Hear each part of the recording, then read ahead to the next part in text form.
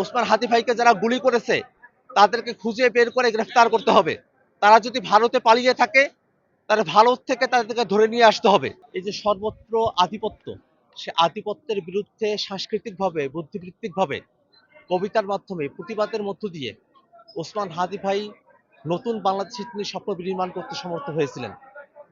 তিনি গণতন্ত্রের বাংলাদেশ চেয়েছিলেন, সাফের বাংলাদেশ চেয়েছিলেন, তিনি আধিপত্যবাদ মুক্ত এক বাংলাদেশ চেয়েছিলেন, যে বাংলাদেশ স্বনির্ভরভাবে বিশ্বের বুকে মাথা উঁচু করে দাঁড়াতে পারে।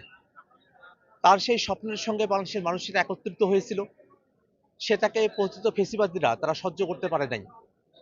তারা বাংলাদেশ থেকে পালিয়ে গেছে, কিন্তু সেই ভারতের মাটিতে বসেই তারা ওসমান হাদি ভাইকে খুন করার পরিকল্পনা করেছে এবং বাংলাদেশে তারা একটা চক্রের মধ্য দিয়ে ওসমান হাদি ভাইকে তারা হত্যা করেছে। আমাদের ভাই শহীদ হয়েছেন।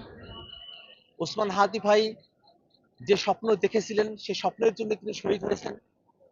সেই সোনার বাংলাদেশ, সেই নতুন বাংলাদেশ, ইনসাফের বাংলাদেশ, সেটা যেন আমরা গঠন করতে পারি। আজকের জানাজার নামাজ থেকে আমরা সেই শপথই গ্রহণ করছি। হাদি ভাইয়ের মরদেহ কবরে শায়িত করে কবরে মাটি দিয়ে সেই হাত নিয়ে আপনাদের কাছে উপস্থিত করেছি। সেই কবরের তাজা মাটি আমাদের হাতে লেগে আছে এখনো। মাটির শপথ, ওসমান হাদি ভাইয়ের জানাজায় এত মানুষের সমাগম, সব মানুষের শপথ। এবং আজকের জানাজা আওয়ামী লীগ এবং তাদের দোসরদের জন্য রিমাইন্ডার যে বাংলাদেশে যদি জুলাইকে কোনো কারণে আঘাত করা হয়, জুলাইকে যদি নস্যাৎ করার পরিকল্পনা করা হয়, জুলাইয়ের পক্ষে যারা আছে তাদের জীবনকে যদি হুমকির মুখে ফেলা হয়, তাহলে বাংলাদেশের কোনো মানুষ দল মতের পার্থক্য করবে না।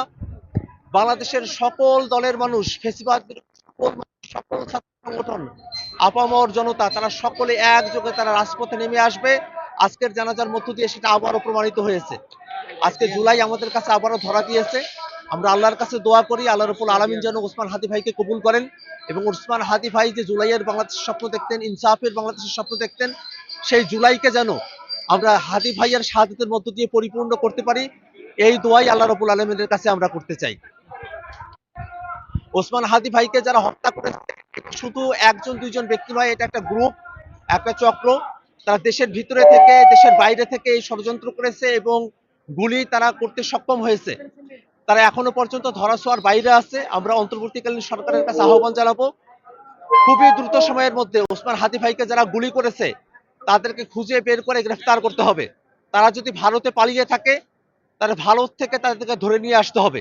এবং ভারত সরকারের কাছে আমরা দাবি জানাই, শেখ হাসিনা সহ জুলাইয়ের যত গণহত্যাকারী আছে এবং ওসমান হাদি ভাইয়ের খুনিরা যদি ভারতে আশ্রয় নিয়ে থাকে তাহলে তাদেরকে বাংলাদেশে প্রত্যার্পণ করতে হবে এবং কেবলমাত্র বাংলাদেশের জনগণের সাথে সম্পর্ক তৈরি করার মধ্য দিয়ে, খুনিদেরকে বাংলাদেশে প্রত্যাবর্তনের মধ্য দিয়ে ভারতের সাথে বাংলাদেশের সম্পর্ক মর্যাদাপূর্ণ জায়গায় উন্নীত হবে।